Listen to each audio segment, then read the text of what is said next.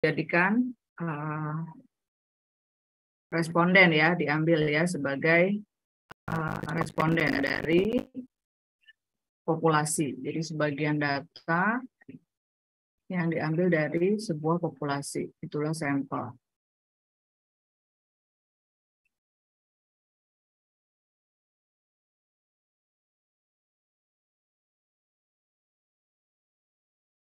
Kemudian uji beda min satu sampel juga dikatakan sebagai cara untuk membandingkan data satu sampel dengan data populasinya. Nanti kita lihat contohnya biar lebih jelasnya ya.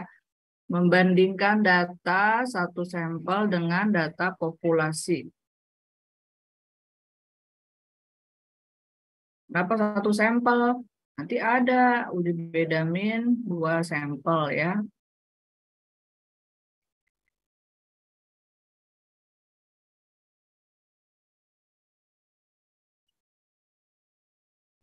Nah, di dalam ini termasuk uji hipotesis ya, uji beda min 1 sampel, uji beda min 2 sampel itu termasuk uji hipotesis karena ingin membuktikan ya, apakah hipotesis yang kita buat ditolak gitu ya atau diterima atau gagal ditolak.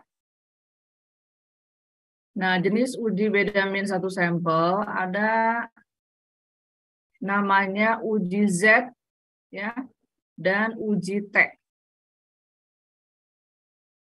Menggunakan uji Z jika nilai standar deviasi data populasinya diketahui. Kalau misalnya ada dalam sebuah soal ya, kalau nilai standar deviasi atau SD, standar deviasi ya, data populasi diketahui, kita pakai uji Z. Nah, nanti kalian sudah punya belum nih tabel uji Z one tail dan tabel distribusi T one tail?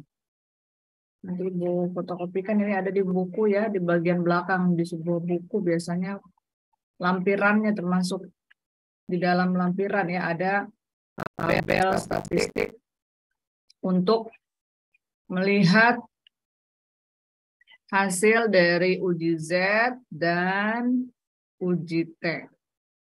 Ya. Yang kedua adalah uji T. Nah, kalau uji T ini bila nilai standar deviasi SD, standar deviasi data sampel yang diketahui, baru kita pakai uji T. Ya, kalau pakai uji Z, kalau standar deviasinya yang populasinya yang diketahui.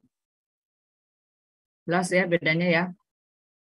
Dan nanti tabelnya pun berbeda untuk melihat nilai peluangnya ya, p-value-nya.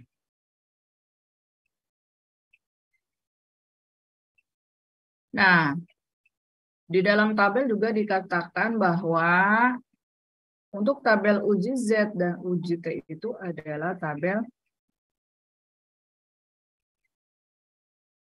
two-tail. Ya, arah ujinya ya, two-tail. Udah belajar belum two-tail kalian? Nah, bedanya one-tail sama two-tail.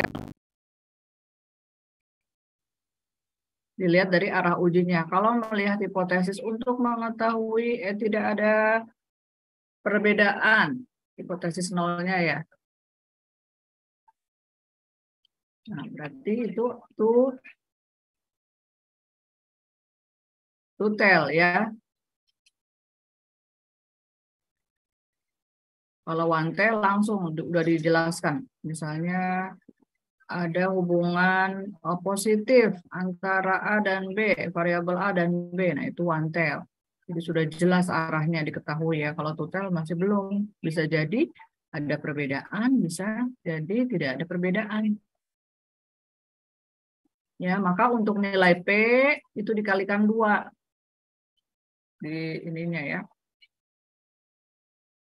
Di tabelnya. Misalnya perhitungannya didapat nilai P 0,006 dan 0,05. Jadi perhitungannya 2 dikalikan 0,006 sama dengan 0,012 dan 2 dikali 0,05 yaitu 0,1. Ya, kalau didapatkan hasil nilai uji Z-nya. Kemudian dilihat value-nya didapatkan seperti itu. Jadi dikalikan 2.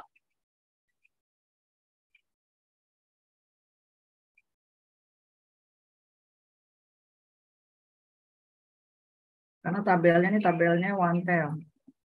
Jadi harus dikalikan 2.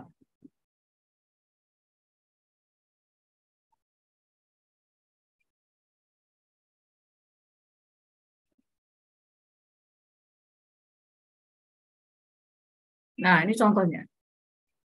Misalnya peneliti ingin menguji apakah kadar kolesterol penderita hipertensi, ya, kadar kolesterol, ya, penderita hipertensi berbeda dengan kadar kolesterol orang dewasa normal.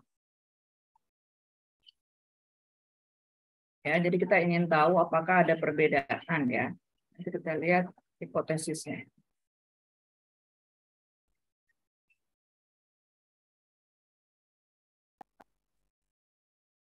Tujuan penelitiannya ingin membandingkan nilai populasinya di sini siapa? Nih, nilai populasinya adalah orang dewasa normal, ya. Data sampel yang kita ambil adalah penderita hipertensi. Ya, jadi dari populasi yang besar yaitu data orang dewasa, ya. Kita punya populasinya misalnya 2000, ya, atau 200. Nah, kita ambil sampel yaitu yang hanya menderita hipertensinya.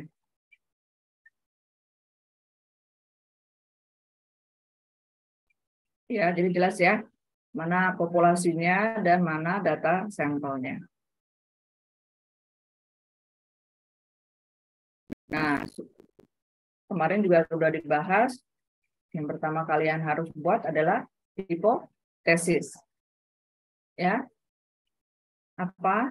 Kedua ya, hipotesis 0 dan hipotesis alternatif HA. H0 dan HA, ada juga H0, H1, boleh aja ya. H0, namanya 0. Ingat, berarti tidak ada, gitu ya. Hipotesisnya. Tidak ada perbedaan rata-rata kadar kolesterol. Ingat, karena kita uji beda min, berarti rata-ratanya harus masuk. Tidak ada perbedaan rata-rata kadar kolesterol orang dewasa dengan penderita hipertensi. Ini hipotesis yang sama, hipotesis 0 ya. Kemudian hipotesis alternatifnya HA-nya adalah berarti lawannya ya, ada perbedaan rata-rata kadar kolesterol orang dewasa dengan penderita hipertensi. Di sini jelas ya. Nih, tujuan penelitiannya kan ini. Ini contoh apa yang mau diteliti, apa yang ingin diuji, ya. Mau tahu ada nggak sih perbedaan antara kadar kolesterol penderita hipertensi dengan orang dewasa normal.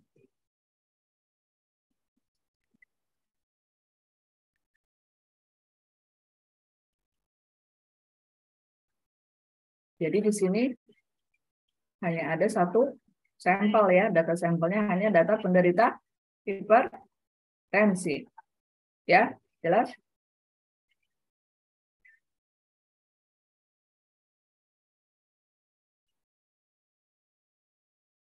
Yang kedua, setelah kita membuat hipotesis adalah kita tentukan level of significance ya, batas kemaknaan berapa persen. Biasanya untuk uji statistik ini banyaknya yaitu 5% ya. alfanya 0,05. Beda dengan untuk pengujian obat-obatan yang seperti Ibu bilang kemarin ya. Jangan sampai 5% yang meninggal gitu ya gara-gara diuji pakai obat. Jadi paling kecil 1% untuk pengujian obat ya. Kalau ini karena bukan istilahnya tidak langsung berhubungan dengan nyawa ya manusia, jadi kita pakai gunakan 0,05% ya batas pemaknaannya. Nah, pemilihan ujinya tadi kalau uji Z jika apa? Standar deviasi data populasinya diketahui ya. Kalau uji T dites jika tidak diketahui besarnya standar deviasi populasi. Jadi hanya data standar deviasi sampel yang diketahui ya. Bedanya lagi uji Z dengan uji T. Kalau uji T dites dia pakai ini, harus kalian cek DF-nya ya, degree of freedom-nya. Yaitu rumusnya apa yang kemarin dia sama nih, N dikurangi 1. Jadi kalau misalnya sampelnya berjumlah 20, berarti untuk melihat DF-nya ya adalah 20 dikurang 1, 19. Ya, nanti dicari di sini. Mana sih di tabel T-nya ya? Di tabel T. Mana yang DF-nya 19, lalu kemudian tarik garis ke kanan. 0,05. Itu ya.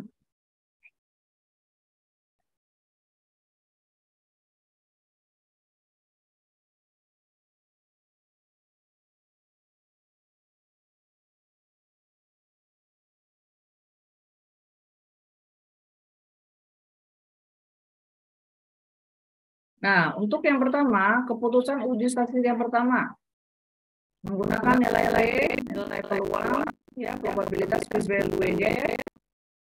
Berapa nanti dapat nilai P-nya pakai tabel uji Z dan uji T ya. Kemudian membandingkannya dengan alfa 0,05. Misalnya tadi kan menggunakan uji Z diketahui nilai P-nya 0,012 ya. Ini terlihat 0,012 lebih kecil dari 0,05, betul? Ya? Lihat nggak? Jelas nggak? Bahwa 0,012 nilai p-value-nya itu lebih kecil dari alfa 0,05, betul? Betul ya, kan 0,01.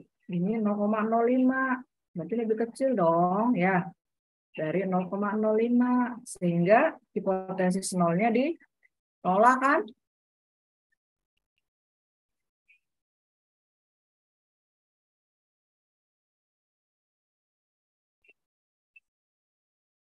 Ya, berarti ada perbedaan ya karena p-value-nya lebih kecil dari alfa, kurang dari 0,05.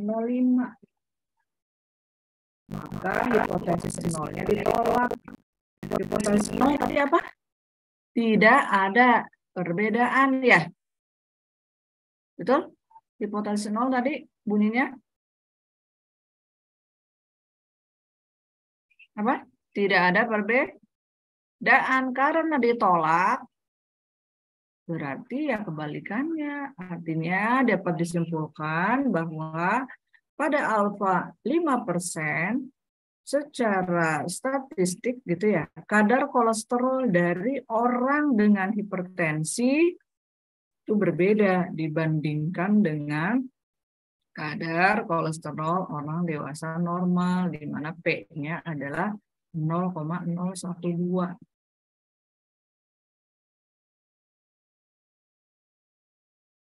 Kita berharap nilai P itu sekecil mungkin ya.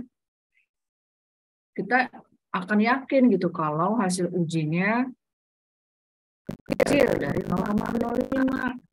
Jadi kita yakin bahwa data sampel ya yang diperoleh itu benar-benar menggambarkan data populasi. Ya, kalau nilai P-nya kecil. Ya, ada mungkin nanti kalian akan dapetin ya dari hasil SPSS-nya, P-value-nya 0,000. Wah, kecil banget kan? Kurang jauh banget gitu dari 0,05. Nah, itu secara signifikan sangat bermakna ya, bahwa ada perbedaan.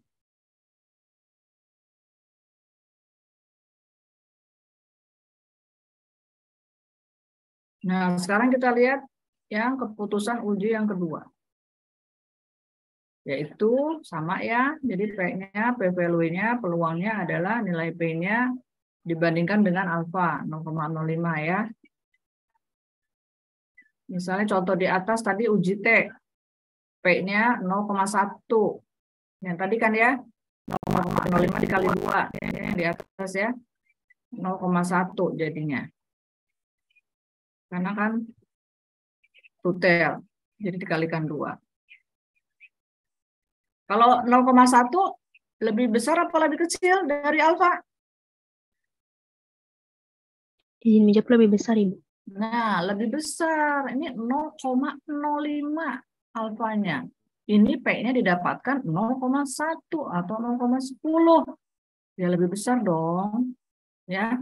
Sehingga hipotesis 0-nya gagal ditolak. Artinya apa? Bahwa data sampel tidak menyokong, artinya tidak mendukung ya, untuk menyatakan bahwa kadar kolesterol orang dewasa berbeda dengan kadar kolesterol penderita hipertensi. Jadi dapat disimpulkan tidak ada perbedaan. Ya, dalam arti hipotesis 0 diterima, gitu, gagal ditolak tuh maksudnya ya. Kalau diterima berarti ya sesuai dengan hipotesis yang kita buat. Kan hipotesis 0 tadi apa? Tidak ada perbedaan kan? Ya. Karena P-nya itu lebih besar dari alfa 0,05. Karena nilainya 0,1. Ya.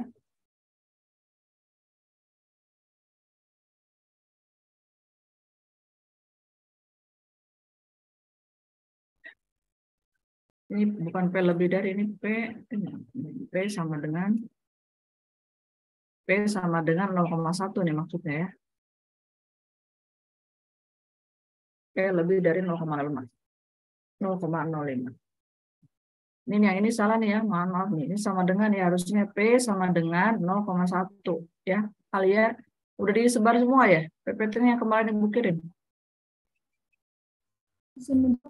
Sudah, Ibu. Nah, ini P sama dengan 0,1 maksudnya ya. Kalian jangan salah ini ya.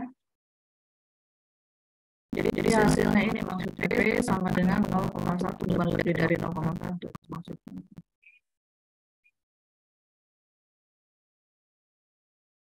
Jelas? Jadi kalau misalnya nilai P-nya didapati berdasarkan perhitungan manual ya, nggak pakai SPSS, kalau di dalam bukunya nih pakai manual. Jadi dihitung nilai Z-nya, kalau standar deviasi data populasi diketahui pakai nilai Z, uji Z maksudnya ya. Kemudian perhitungan, masukkan deh tuh, kalau misalnya ada soal ya, diketahui standar deviasi adalah 56 gram kadar kolesterol orang dewasa ya. Kemudian penderita hipertensi berapa sampelnya. Nah, semua data ada, masukkan ke dalam rumus, diketahui deh nilai Z-nya. Nah, untuk keputusan uji statistik, nah ini ya, setelah diketahui nilai Z, uji Z, ya, lihat di tabel uji Z, kemudian diketahui nilai Z-nya adalah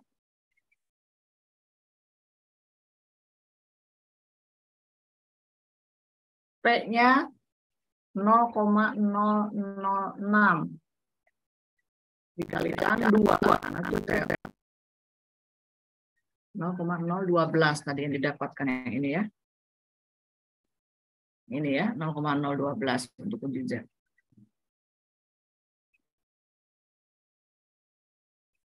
Ya, jadi pendekatannya pakai nilai probabilitas. Lihat nilai P-nya, P-value-nya. Ya, lebih jelas pakai ini aja. Walaupun ada dua sih sebenarnya dalam buku ya, pakai pendekatan probabilitas dan pendekatan klasik. Pendekatan klasik itu nggak perlu lah ya. Ini aja yang banyak dipakai dengan mengujinya dengan pendekatan ini probabilitas atau peluang ya. Jadi nilai P-nya diketahui.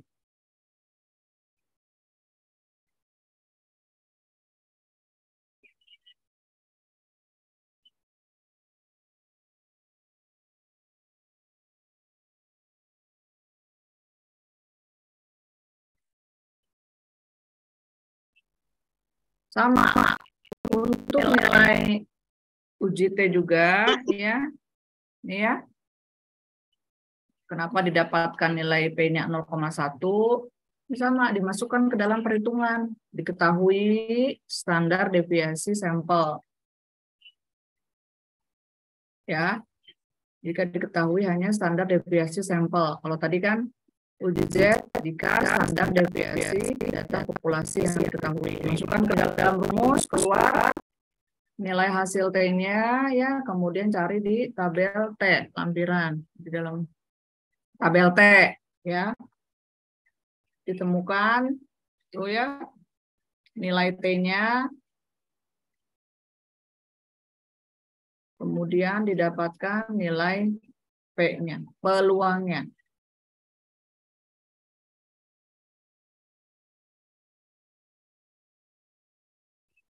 Kenapa 0,1? Karena P-nya tadi ini. Contohnya. Nih ya. 0,05 diketahui P-nya untuk uji T. Kalau 0,006 untuk uji Z. Maka perhitungannya dikalikan 2 karena tutel. Jadi kenapa tutel? Karena arahnya kan mau diuji, belum jelas arahnya ya. Arahnya positif atau negatif, diterima atau tidak gitu maksudnya. Karena kita ingin menguji apakah ada perbedaan, ingin membandingkan data nilai populasi dengan data sampel ya. Ada perbedaan dan tidak ada perbedaan, itu adalah dua arah, makanya pakai tutel, harus dikalikan 2. Ya.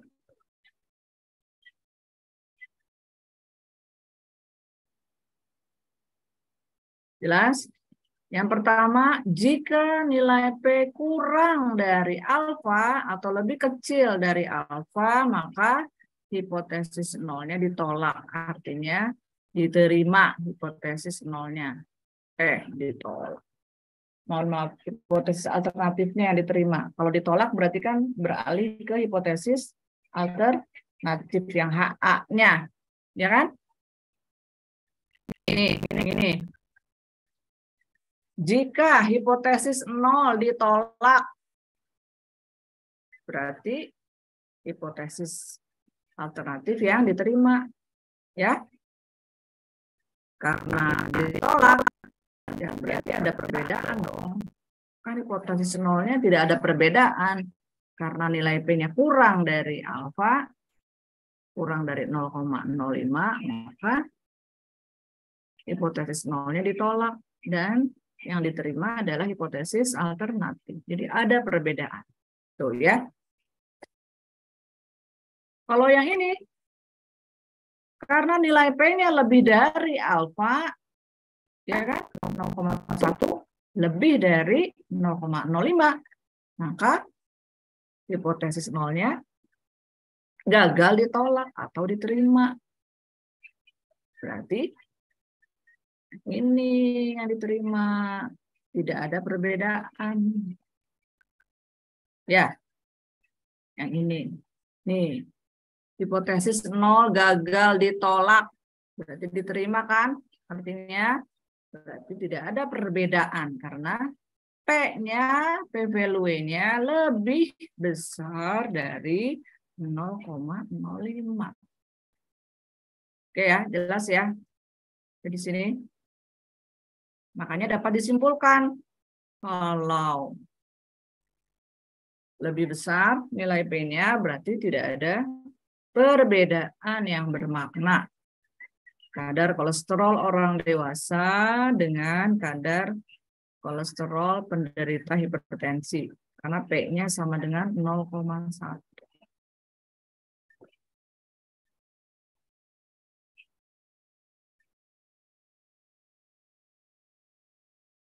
Itu ya, jelas ya. Nah, ini bukunya yang Bu pakai ini untuk melihat uji beda min satu sampelnya.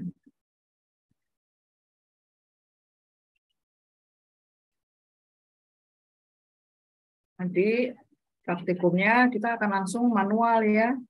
Ada soal, kemudian kalian kerjakan rumus-rumus uji Z dan uji T-nya, masukkan ke dalam rumus, kemudian kita cek menggunakan tabel uji Z dan tabel uji T. Nah, ini harus fotokopi nanti. Siapa nanti bisa ke Ibu ya. Atau kalian coba searching dulu tabel uji Z gitu ya. Siapa ya. Searching terkait dengan tabel uji Z dan tabel uji T gitu. Coba nanti kirim ke Ibu. Benar nggak, sama nggak dengan yang ada di buku? Izin Ibu, kami Ya, udah nyoba cari dan ketemunya tuh tabelnya gimana? Tabel alfa untuk uji satu pihak one tile test Ibu. Apakah benar? Tulisannya gimana? Kirim aja dulu ke Ibu ya. Oh baik Ibu. Nanti Ibu bandingin dengan yang ada di buku sama. Iya. Kalau misalnya beda, ya ini kita pakai nanti fotokopi aja bukunya ya. Hanya 2 lembar. Untuk tabelnya aja. Ya, Talita ya. Oke, ada pertanyaan? Ibu, mohon maaf izin bertanya. Untuk mengetahui nilai P-nya ini Bu, dari soal atau emang dicari dulu ya Bu? Nah, nanti kalau untuk nanti sudah diketahui. Karena kan kita belum praktekkan, ya. Nanti sudah diketahui P-nya. Ya, nggak perlu cari dulu. Ada lagi? Jadi harus diingat ya, kalau P kurang dari alfa berarti H0 diterima. A diterima ya, H0 ditolak. Jadi kebalikannya, berarti ada perbedaan ya. Ini ya. Kalau misalnya lebih besar alfa, lebih besar dari alfa, P value-nya berarti H0 gagal ditolak atau diterima. Berarti tidak ada perbedaan. Tuh.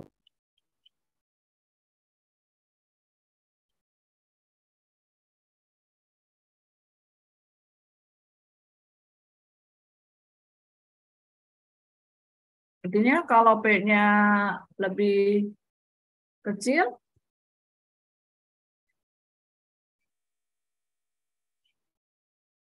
hipotesis nolnya ditolak Ibu. Ditolak ya. Berarti ada perbedaan. Yang dipakai adalah hipotesis nol. Ada perbedaan. Kalau p-value-nya lebih dari alfa, berarti hipotesis nolnya gagal ditolak. Ibu mohon maaf izin bertanya. Berarti tidak ada perbedaan. Hah? Izin bertanya lagi Ibu. Kalau misalnya nilai p-value-nya sama alfanya gimana Bu? Nggak pernah ada.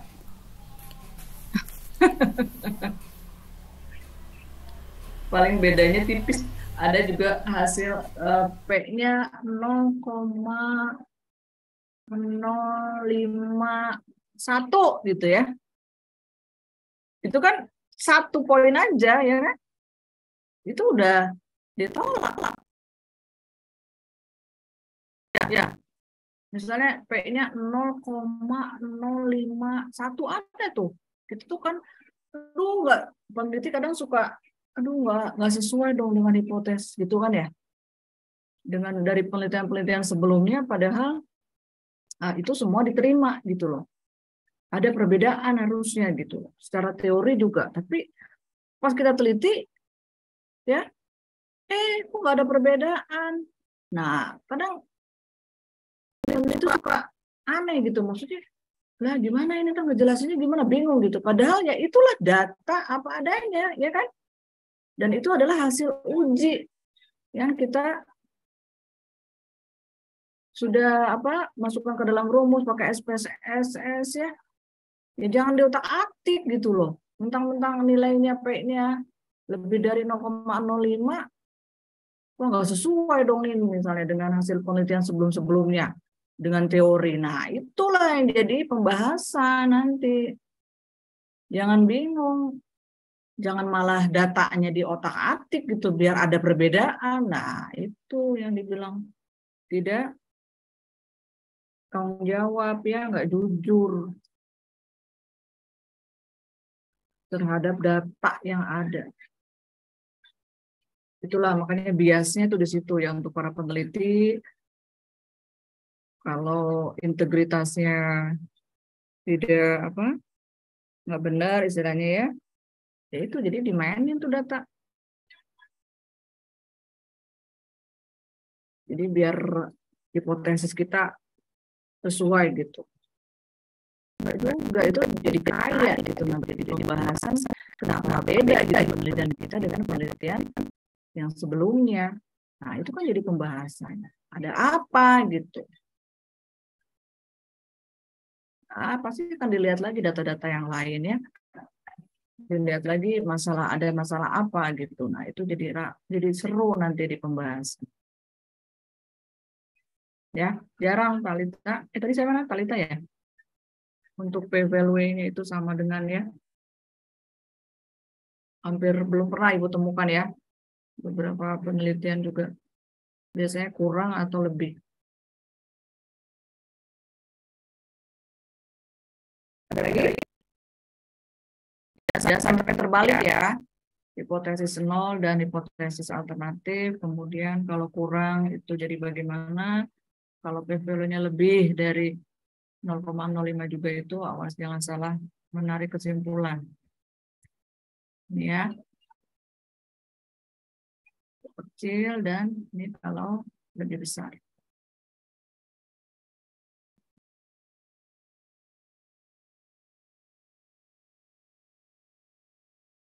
Oke, cukup. Mudah-mudahan nanti bisa menjawab soal-soalnya ya. Gampang kok soal-soal Ibu mah. Jawabannya Bu yang susah. Gampang. Cukup. Kalau cukup kita SS dulu. Ada pertanyaan lagi nggak? Jelas ya mudah-mudahan ya. Karena soal ini contohnya juga jelas. Kalian baca lagi.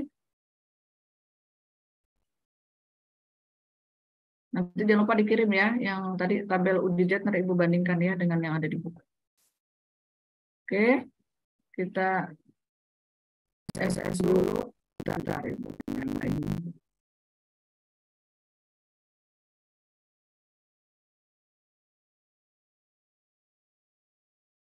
Yuk, silakan. Baik Ibu, untuk kelas A bisa raise hand sama on cam dulu ya.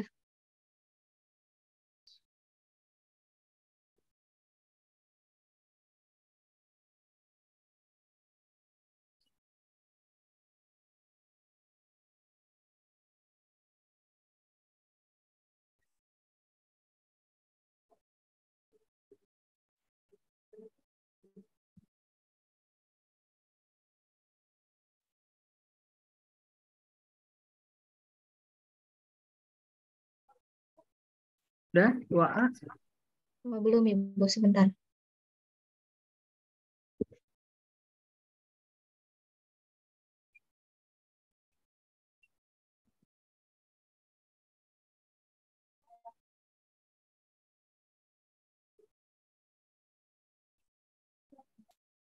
Sudah, untuk kelas B bisa dilanjut.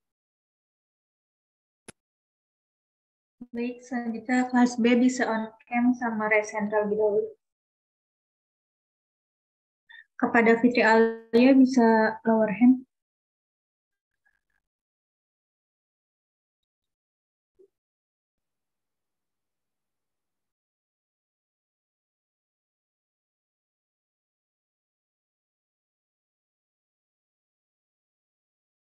Baik, sudah bisa dilanjut ke RK.